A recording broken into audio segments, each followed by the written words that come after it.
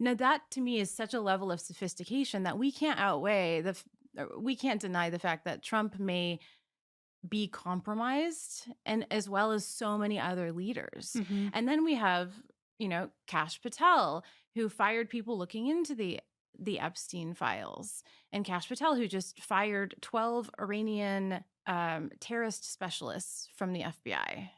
So if I'm understanding this right, and maybe I'm not, so please correct me if I'm completely missing the mark on this, where maybe lay people like myself have been thinking, oh, nobody's investigating the Epstein files. They're not unredacting it because they're trying to protect Epstein, Trump, Clinton, call it the Illuminati, Jay-Z, whoever the hell else. Like, Yeah. that's why they're just trying to protect men in power, when really Yeah. it's to protect intelligence secrets, countries who are pulling the strings, higher level operations regarding war and the country and things like that. It's not about bad behavior. It goes even higher.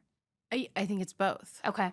I think it's both. And it comes to that, our capacity to hold that duality, which people struggle with. Mm-hmm. I'm happy we ended the life of that horrible person in Iran, Mm-hmm. but his son took over, Mm-hmm. and I'm not happy we're going to war. So we have to be able to hold the duality of both. Like, this was a nasty group of people. We have names, nothing's happening to them.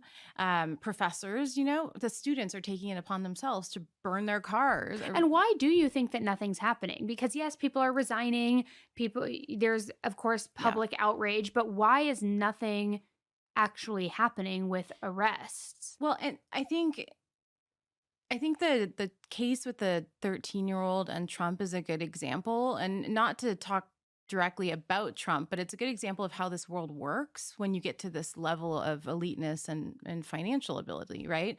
And when you have the CIA involved, you have assets, and you have any amount of money in the entire world to give to someone to shut them up, right? Mhm.